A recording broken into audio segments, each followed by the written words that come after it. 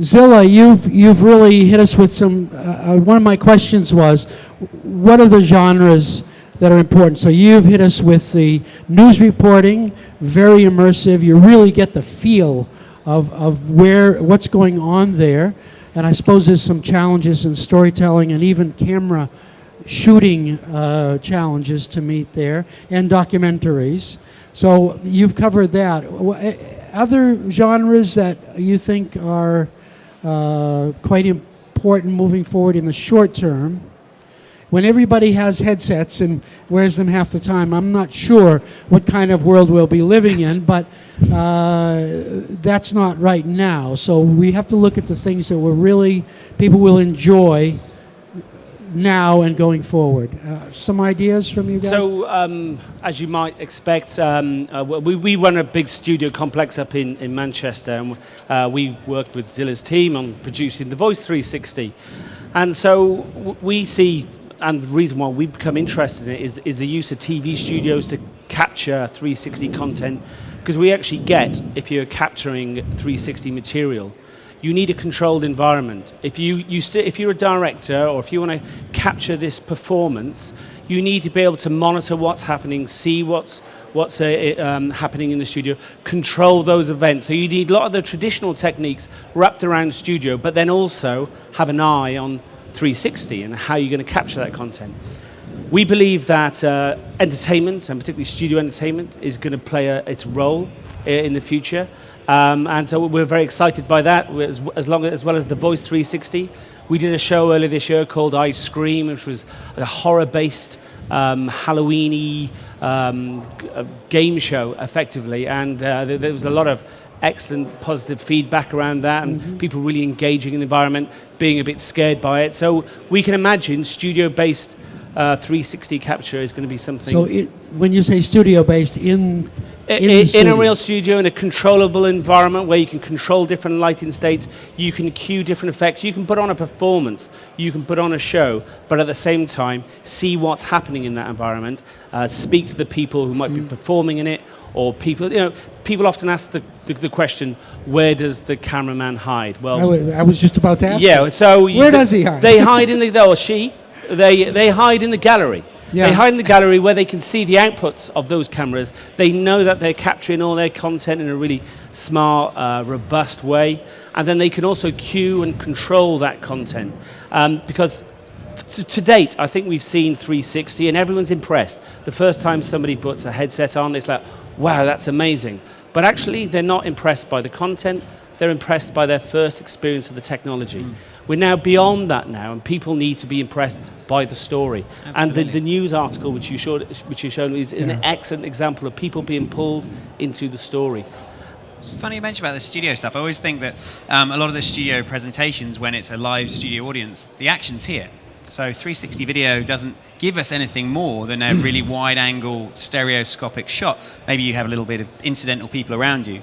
But you're right about controlled environments. And we hired a studio recently where they're so used to shooting on traditional cameras that they never needed to set dress everywhere else, because this is the cove, this is the angle. So bigger places where you can actually make a full universe to create within it is really important. We shot some stuff out in Amsterdam for exactly that reason. We built a whole house and a whole room so that we could control the lighting in there for days. But it's the traditional stuff. It's the same as what we did in I Scream. It was like a library, a spooky library environment with the camera at the center, with all the action happening all the way around. And once again, the whole box was a controllable space which we can cue artists to perform at different stages. So taking 360 into those controllable spaces allow you to really get the most out of performance and make sure you capture that performance in the best possible way. So a lot of opportunities to do things in studio or at venues. For us, I'm not saying it's the whole story, but for us that's an important thing. Yeah. I mean, a lot of the stuff that Zillah showed is out there in the world and so on. And it's Zillah, how much stuff you've been looking at which is actually not full 360? So the content you're producing, which is actually has a point of view in one direction, or there's some action where not spinning round and round is actually required. Well, I don't think anyone wants to spin around all the time. It's fine if you're on a chair like this, but if you're on a sofa at home, to be having genuine action all around you. I think we started off thinking we needed to do that. I think what you get from the headset, though, is a sense of immersion that you can look around if you want to. But we've generally we've made sure that the shots are composed in a way that there is something interesting all around, and so as a sort of new form of visual photojournalism, you think differently where you put the camera. But yeah, I don't think anyone. I got a really bad neck last week from having to watch something that made me turn my head around and involved gaze interaction. So I think we've got to consider people's comfort for that as well. You definitely need a swivel chair for this one. This is a swivel chair potato proposition for the TV industry. Well, we've been looking at the different flavors of the content for that exact reason, where there is a 180 universe, there is a 360 universe. But also, just slightly jumping ahead, is that we're beginning to talk about 3 stages of VR. We're talking about passive stuff, which is lean back, let it run out, semi-active, and then active. And then active is basically a Vive, Unreal Engine, game engine driven thing where you have to have input. And then the interesting bit in the middle, there are so many different gradients between choose your adventure, click here, go and see something else. But passive stuff is actually a lot of what people want. We want to sit back and let some entertainment happen for a while, have someone direct the narrative for us instead of jumping in. But it's a completely different thing for every single user. That's something we've discovered a lot. Obviously, we're not being so much involved in studio setups. My business, we're at Nexus, we're an animation studio. We come from very traditional filmmaking originally. And we've been working for the last 2 years with Google's ATAP division, which is a research part, in looking at how mobile, interactive VR could be used to sort of harness stories. They've hired people from Pixar. They were really looking to try and create those kind of similar emotional experiences sort of with characters in space.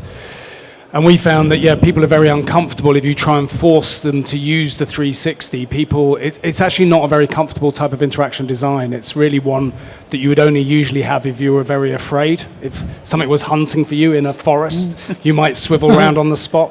But generally, you just watch people, they don't want to do that. One of the most interesting ones, I think, to watch, there's a great experience called Pearl, by the director Patrick Osborne. He's a Disney director, got an Oscar for Feast. He's done a beautiful one. It's a story told in a car, animated story told in a car, and you're instantly given a role. You're sitting in the passenger seat, and you can see people visibly relax because they know what they're meant to do. They're in a passenger seat. They can look out the window if they want, but principally the action is going to be within the framework of the vehicle. And that's one of the few where I've seen people take that off and it's a bit cheesy, but they've got a tear in their eye. And they were like, this actually works. People got properly engaged in the story because the interaction wasn't getting in the way. And what we now say is that 360 is merely a cost of immersion. It's the ball ache that you have to build it all. To increase the sense of immersion. Okay, I had a tear in my eye at Pearl, and I only watched on Google Cardboard. I didn't even have the full HTC Vive. But what I would say about Pearl is it uses every traditional storytelling technique as well. It's heart jerky. It's about a girl's relationship with her father. What we're seeing with these things that really work for people are bringing together this understanding of how you tell stories, and the only way we can do that is bring technologists together with artists and directors to work out how to apply these things and bring them all together.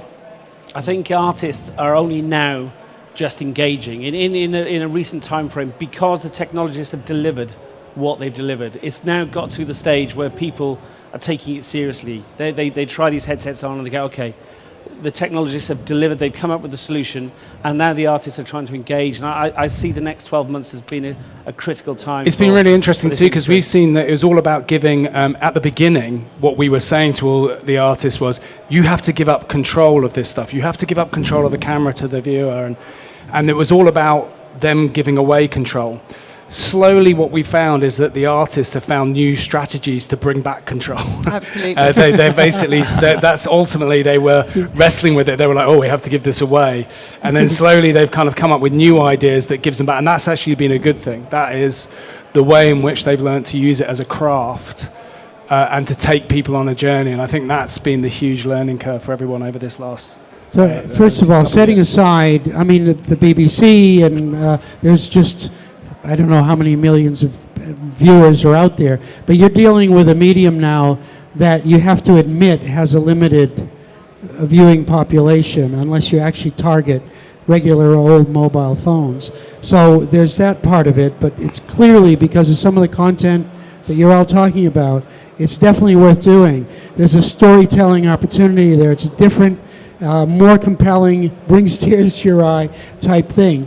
Where are the storytellers? Are they simply the good storytellers from content today, or is this a new breed, or is it a subset of those people who take this on board and really say, how can I use this to tell stories? Well, I was talking to these guys earlier. So we were very honoured to be chosen to do the home piece, the Tim Peake experience. So us at Rewind, we produced basically a thing that lets you allow to be him, climbing around on the International Space Station. Some jeopardy happens. You have to try and make your way back. And we presented it at the Future Storytelling Conference in New York about 2 weeks ago, and it won, which shocked me. See, we're a little company based out of London, and this conference is so well renowned. We should say this is a full CGI VR piece. I mean, it's very, very dramatic. I mean, build it nuts and bolt perfect. So much so I put some astronauts through it, and she was saying, when I was in space, blah, blah, blah, blah, blah. And I was like, well, not many people can say that, and that's good. But she said it was accurate enough that she would say that it was good enough to train astronauts in. But what we tried to do with it was create a narrative that gave you the illusion of freedom. So much about game engine-driven VR is let you do anything. Play a game, fire, jump, run. But we wanted a directed narrative, so we kind of put bumpers up around the story. So as you try and get away from the thing we're trying to tell you for, you end up bouncing down as if you were a bowling ball, and you will end up with most of the key story narrative points, and everyone will come out with the same story they have been through. But because we did some clever things, like we took away handles where you didn't want you to go, and mission control's always talking to you in your ear, so that if you are going off mission, they get more and more annoyed with you to try and get you back onto things you're supposed to be doing. And the thing we talk about this sort of content and why Fost liked it is that we were talking about it as 360 video being, and this sort of experience being a directed storytelling narrative, and this new stuff being a story living narrative. Something you live within, and you're given the illusion of freedom that is your reality to be based within for a period of time. But it's still directed. Someone had to think up the story. If you give people a completely open world, it takes people a lot of time to work out what they're doing, just like you said with Pearl. What we did with, because Rain or Shine is in the same chapter of content as Pearl that we've been working on, we actually created a script that has a time axis and a space axis. It looks like at one point like an Excel chart, but there's a yellow, what we call the golden thread, and that actually unpacked into pretty much what we would have recognized as a 5-minute short film. But the engine makes sure that you see that part of the story always in that sequence. It doesn't matter where you wander off to and what other story events you follow. The golden thread is premiumized in a way that you will always experience that in the correct order. And we spent a lot of time not just talking to people from film, but also to people from immersive theatre, people like Felix Barrett, who runs Punch Drunk. We spoke to architects who are used to corralling people through space. They talk about architecture as storytelling. Some of these people, like if you're in an airport, they're trying to manipulate you through that space. And so we were looking at what tricks do they use to control you through space. And obviously games people who have been really at the forefront of this for a long time, but maybe not from the same perspective. Well, I've said a couple of times at conferences that are maybe mostly tech-oriented that gaming is a niche application for VR going forward. And it does cause some gasps, but I really believe it. I mean, it's nice to have, as an investor and looking at this, it's nice to have a cash cow that causes all these people to produce all of this stuff And then the nice thing is it's been put into the hands of everything from real estate applications to industrial applications to Pokemon type things and to proper entertainment coming out of the broadcast industry, the movies, and so on. I've said regularly that the niche applications, the killer apps for VR, haven't been made yet. Entertainment is one of them. The things that we've created is some parts of them, but someone in this audience will be inspired and think up a 10 or 20 million pound business creating one small application of VR for a small area, be it medical training, simulation, chair design, God knows what it's going to be. But those things haven't been found yet. And that's why a lot of people sit on stage saying, it's such early days, we don't know what we're doing in VR. Well, we all do know what we're doing in VR, but there are so many opportunities. One thing I'd like to say, I think the numbers haven't quite played into the entertainment world yet. In terms of the number of eyeballs watching this content hasn't sort of hit that critical mass where the vast number of entertainment producers have got the resources to be creating this content. I think we're on the dawn of that changing. So last week, the Sony PSVR coming out, I think could be the beginning of that change, as well as some of the other platforms which are now arriving. And I think once that demand for content starts arriving, the content producers which we work with day in, day out will turn their attentions to the 360 world. Yeah, that's and definitely... then you can see a rapid increase. That's of coming. The I mean, material I quality. just got back from LA, and that we're pitching episodic VR, not like here. I think we're getting beyond the point now of doing the one-off experimental fun part. It's like, what can this be when it grows up? And we've been starting to look at episodic ideas, things that can have longevity and also an economy of scale.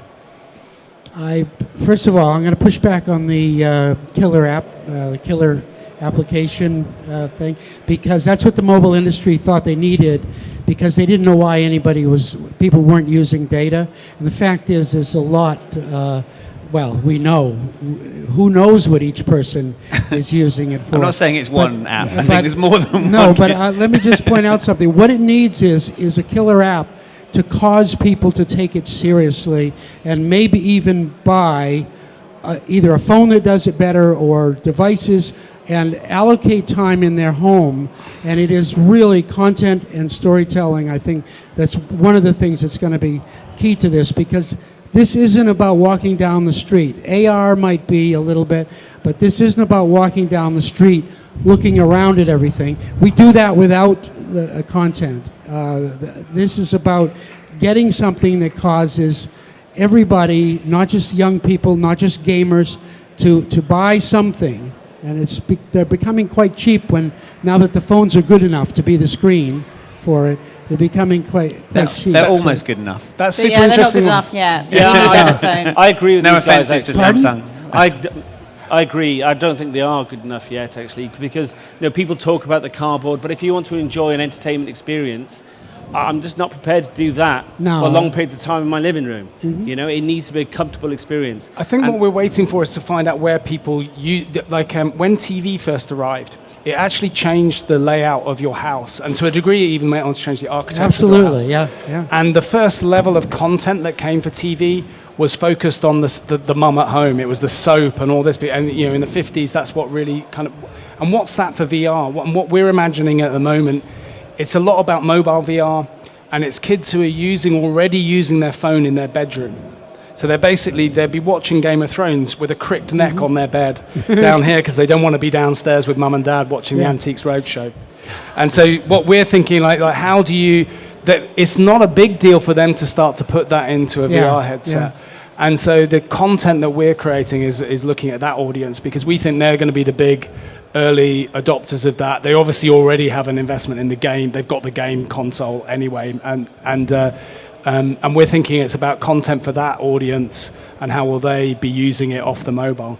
So do you think it's home-centric kind of thing? I think it's safe place-centric. Yeah. You're going to block your universe off, and you need to be in a safe place. Putting something on in a train that does not allow you to see what's going on around you is definitely not a good idea. I think the biggest uptake for next year, so 360 video and mobile-driven VR will be the biggest upswing Rift 5, PSVR is going to take a little bit of time to get there. But those guys are actually seeding and funding content. So they're trying to do the chicken and egg and break the cycle. So they're putting money out there. So if you have a good idea, you can actually apply to those guys to produce it. But then outside it, destination VR. So what the Void are doing and what they did with the Ghostbusters stuff, wearing a backpack, running around in a space this big, I think that's where a lot of stuff's going to happen next year. I know it's something we're specifically looking at. Well, it's interesting, the roller coaster, actual real roller coaster ride that you put on a VR headset, and the ride is actually in an environment that's completely... That's interesting, because you're getting all the G-forces, you're getting all that sort of thing. And each person could be have a different preference based on their age. Well, the Galactica's got that going on already. That one's quite interesting. You said a magic word, eyeballs. Yeah, that's what about advertising?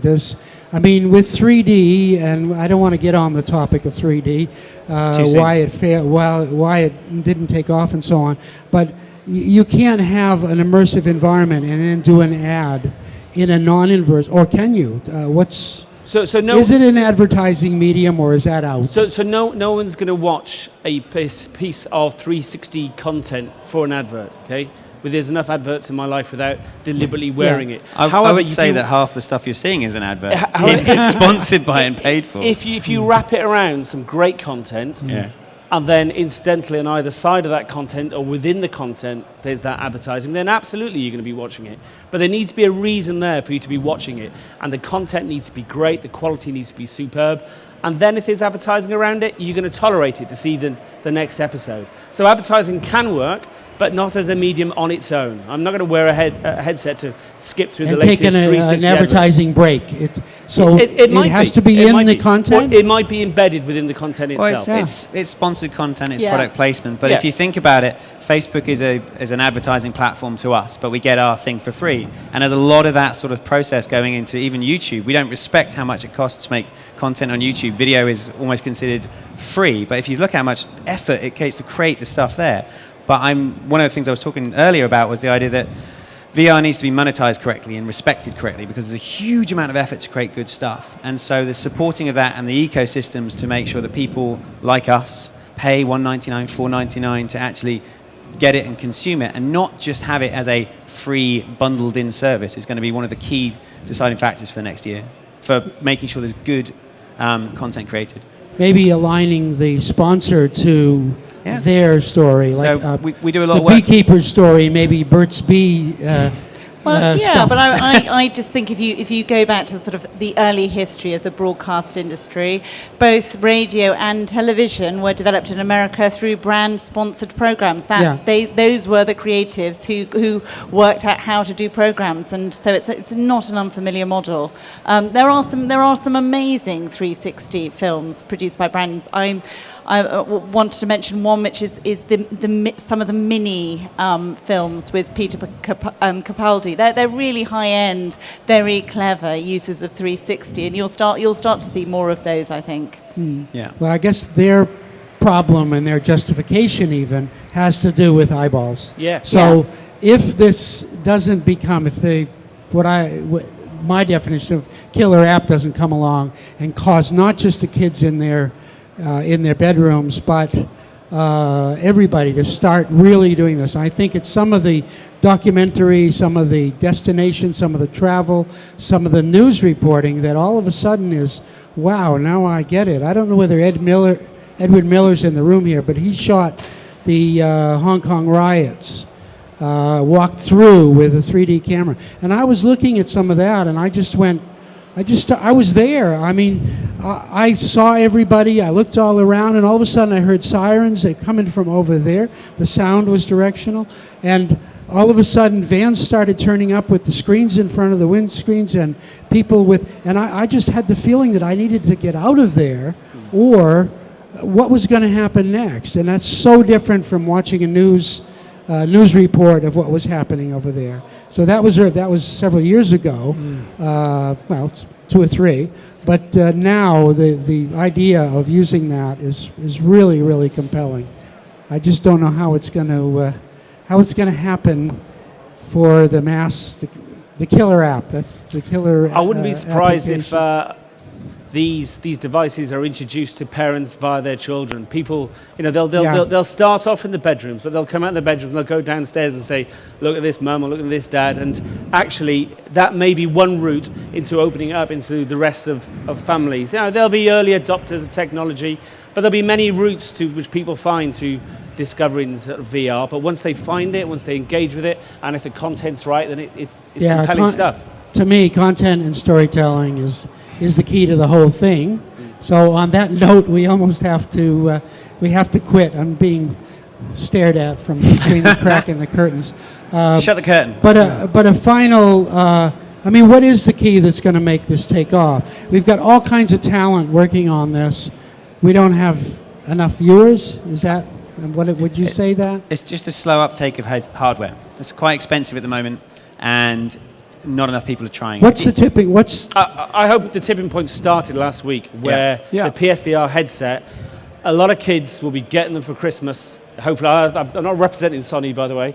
A lot of kids will be getting them for Christmas, and this is going to get them into people's homes, and there will be a thirst for content being created to satisfy the number of eyeballs watching it. And it's mobile VR and web VR, are going to take it make it ubiquitous too. So there's and a lot of the social stuff that's going to come out the back, what Oculus Connect announced last week, is going to change a whole bunch of stuff. Well, even with the avatar-driven stuff. Yeah. The technology to a social network is quite an interesting one thing. boring background thing for distribution is just bandwidth. Yeah. You need decent, these are big files for most of these projects that we've been talking about today. It's like going back a few years in terms of you need to go off and let the device wait for half an hour for these files to upload sometimes. So that's going to be a change too. Reason for us to upgrade to 5G, right? Yeah. I'm afraid I'm going to have to call it quits, and thank you very, very much. This has been absolutely great.